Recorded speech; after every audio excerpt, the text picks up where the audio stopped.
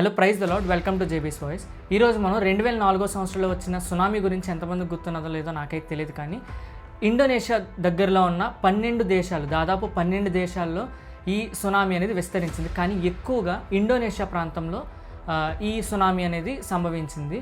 అక్కడ ఒక యథార్థమైన సంఘటన జరిగింది. ఆ విషయాన్ని మనం ఈరోజు తెలుసుకుందాం. ఇండోనేషియాలో సునామీ వచ్చినప్పటికీ 400 మంది క్రైస్తవులు బతకడానికి గల రహస్యాన్ని ఈ వీడియోలో తెలుసుకుందాం. ఇంకా మన ఛానల్ని ఎవరైనా సబ్స్క్రైబ్ చేసుకోకపోతే ఒకసారి మన ఛానల్ని విజిట్ చేసి మరెన్నో ఇలాంటి అద్భుతమైన వీడియోస్ గురించి మన ఛానల్ని సబ్స్క్రైబ్ చేసుకోండి. అది డిసెంబర్ 25వ తారీఖు 2004 సంవత్సరం. జనరల్గా అందరికీ తెలుసు, డిసెంబర్ 25వ తారీఖు వచ్చిందంటే అందరి మనసుల్లో, అందరి హృదయాల్లో చాలా ఆనందం వచ్చేస్తుంది. ఎందుకంటే ఆ రోజు మనం లోకరక్షకుడిని యేసుక్రీస్తు పుట్టినరోజు అని మనం పిలుచుకునే రోజు. యాక్చువల్గా మనందరికీ తెలుసు డిసెంబర్ 25వ తారీఖే ఆయన పుట్టలేదని, కానీ బైబిల్లో ఉంటుంది చలికాలంలో పుట్టారని చెప్పేసి. సో దాని ఆధారంగా ప్రపంచమంతా కూడా ఒక రోజంటూ పెట్టుకోవాలి కాబట్టి డిసెంబర్ 25వ తారీఖు అని మనం పెట్టుకున్న రోజు అది.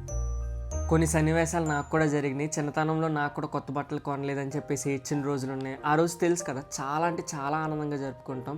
కొత్త బట్టలు కొనుక్కొని పిండి వంటలతో బంధువులందరినీ ఆహ్వానించి క్రిస్మస్ సెలబ్రేషన్స్ అంటే ఒక రేంజ్లో చేస్తాం. ప్రపంచవ్యాప్తంగా క్రిస్మస్ వేడుకలు ఘనంగా ప్రారంభమయ్యాయి. ప్రత్యేక ప్రార్థనల్లో పాల్గొన్నారు క్రైస్తవులు. బాల యేసును పలు రూపాల్లో అలంకరించారు.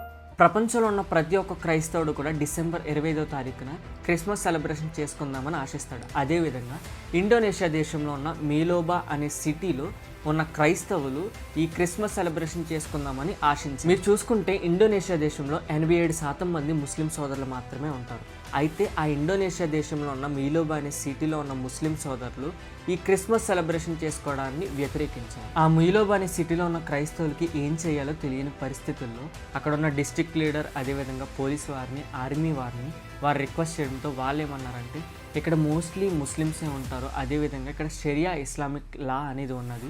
సో ఖచ్చితంగా మీరు ఇక్కడ ముస్లిం లేని ప్రాంతానికి వెళ్ళి, అది అక్కడ కొండ ఉంది కదా, ఆ కొండ మీదకి వెళ్ళి మీరు క్రిస్మస్ సెలబ్రేషన్స్ అయితే చేసుకోండి అని చెప్పడంతో డిసెంబర్ 25వ తారీఖు ఉదయాన్నే కాలినడకన 5 కిలోమీటర్లు నడుచుకుంటూ ఆ కొండ ప్రాంతానికి చేరుకున్నారు. ఈ సందర్భాలన్నింటినీ నేను ఏదో క్రియేట్ చేసింది కాదు, ఇది ఒక క్రైస్తవ విశ్వాసి అంటే ఒక పాస్టర్ గారు చెప్పిన టెస్టిమోనీ అంటే సాక్ష్యాన్ని ఆధారంగా ఇంటర్నెట్ ద్వారా డేటా తీసుకొని మీకు చెప్పడం జరుగుతుంది.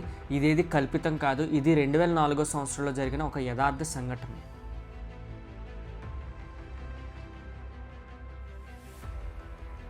ఆ కొండ ప్రాంతానికి చేరుకున్న తర్వాత మధ్యాహ్న సమయం నుండి క్రిస్మస్ సెలబ్రేషన్స్ కూడా చేసుకున్నారు. దాని తర్వాత అవి ముగిసిన తర్వాత భోజన కార్యక్రమాలు కూడా జరిగాయి. క్రిస్మస్ సెలబ్రేషన్స్ అన్నీ అయిపోయిన తర్వాత ఆ నైట్ అక్కడే స్టే చేశారనమాట. మీరు అనుకోవచ్చు, అదేం బ్రదర్ కొండ మీద ఎలా నివసించారని చెప్పేసి మీరు అనుకోవచ్చు. మనం ఇప్పుడు క్రిస్మస్ జరుపుకున్నప్పుడు తెలుసు కదా, చాలా లైటింగ్స్తో, చాలా టెంట్స్ వేసుకొని ఇలా చాలా ఆర్భాటంగా చేసుకుంటాం కదా. అదేవిధంగా వీరు కూడా ప్లాన్ చేసుకున్నప్పుడు ముందే ప్రీ ప్లాన్గా కింద నుండే ఈ లైటింగ్స్ అనేవి, ఈ టెంట్స్ అనేవి ఖచ్చితంగా పట్టుకెళ్తారు. సో అదేవిధంగా వాళ్ళు కూడా అక్కడ స్టే చేశారనమాట. సరిగ్గా మరుసటి రోజు ఉదయం డిసెంబర్ 26వ తారీఖు 2004 సంవత్సరం ఇండియన్ ఓషన్లో సునామీ వచ్చింది. అయితే దీనిలో 2,27,000 మంది మరణించారు. అయితే ఇందులో 2 లక్షల మందికి పైగా ఇండోనేషియా వాళ్ళే ఉండడం గమనార్హం.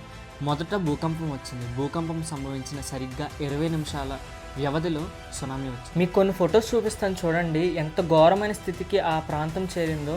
ఒకప్పుడు ఆ ఇండోనేషియా, ఆ ప్రాంతంలో చెట్లున్నాయి, ఇల్లులున్నాయి, అన్నీ ఉన్నాయి, కానీ ఆ ప్రాంతం ఒక్కసారి సునామీ వచ్చిన తర్వాత ఎంత ఘోరమైన స్థితికి వెళ్ళిపోయిందో కొన్ని ఫొటోస్ చూపిస్తాను చూడండి ఒకసారి.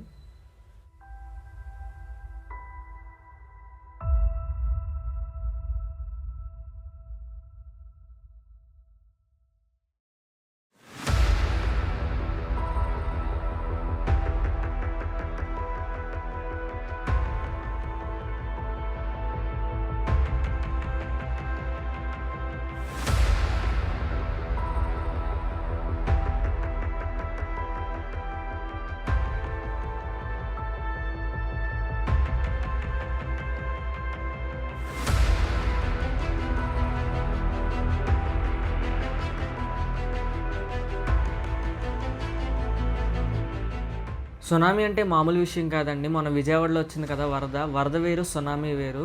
ఒక చోటంట 51 మీటర్ల ఎత్తు ఎగిసిపడ్డాయంట సముద్రంలో నుండి వచ్చే అలలు.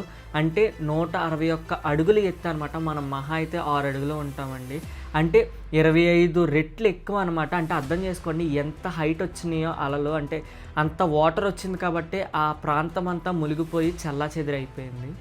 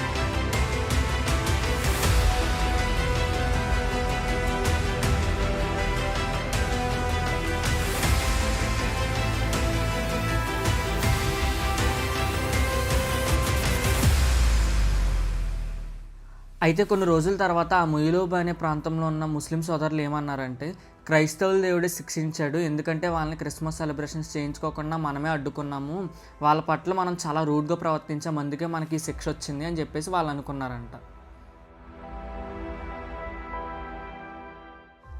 ఆ 400 మంది క్రైస్తవులు ఎవరైతే కొండ మీదకి వెళ్ళారో వాళ్ళు మేము వెళ్ళము, ఇక్కడే ఉంటాము, మొయిలోబా సిటీలోనే ఉంటాము, మాకు రైట్స్ ఉన్నాయని చెప్పేసి వాళ్ళ రైట్స్ గురించి పోరాడితే మాత్రం ఖచ్చితంగా వాళ్ళు కూడా సునామీలో చనిపోయి ఉండేవారు.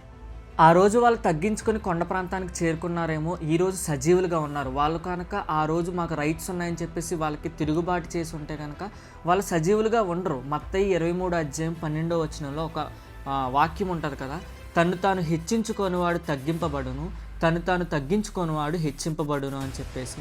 ఆ రోజు వాళ్ళు తగ్గించుకొని కొండ ప్రాంతానికి చేరుకున్నారేమో, ఈరోజు వాళ్ళు హెచ్చింపబడ్డారు. ఎవరైతే హెచ్చింపబడి ఈరోజు ఇక్కడ క్రిస్మస్ సెలబ్రేషన్స్ చేసుకోవద్దని చెప్పేసి వ్యతిరేకించారో వాళ్ళే తగ్గించబడ్డారు. ఎందుకంటే వారి నోటంటానే వాళ్ళే అన్నారు, క్రైస్తవులు దేవుడు శిక్షించాడు మనల్ని, ఎందుకంటే వాళ్ళ పట్ల మనం చాలా రూడ్గా ప్రవర్తించామని చెప్పేసి వాళ్ళే అన్నారు. కొన్నిసార్లు మన జీవితాల్లో కూడా అంతే. ఒక్కొక్కసారి మనం డౌన్ అవ్వాల్సిన పరిస్థితులు వస్తాయి, కానీ దేవుడు ఖచ్చితంగా మనల్ని ఒక స్టేజ్లో నిలబెట్టడానికే మనల్ని డౌన్ చేస్తాడు. అంతే తప్పించి ఏదో అయిపోయిందని చెప్పేసి మనం బాధపడకూడదు. దేవుడు మనల్ని తగ్గించాడేమో, ఒకానొక సమయంలో మనం హెచ్చింపబడతాం. కొంచెం ఓర్చుకో. ఏమిటి? కొంచెం ఓర్చుకో, ఖచ్చితంగా ప్రతిఫలం ఉంటుంది. విన్నారు కదా, ఇప్పటి వరకు చూసిన ప్రతి ఒక్కరికి కూడా చాలా అంటే చాలా థ్యాంక్స్ అండి. ఇంకా మన ఛానల్లో ఫ్యూచర్లో చాలా అంటే చాలా వీడియోస్ రాబోతున్నాయి క్రిస్టియన్ రిలేటెడ్. సో ఎవ్వరూ మిస్ చేసుకోవద్దు, ఖచ్చితంగా మన ఛానల్ సబ్స్క్రైబ్ చేసుకోండి. అదేవిధంగా మీ ఫ్రెండ్స్ అండ్ ఫ్యామిలీ మెంబర్స్కి షేర్ చేయండి.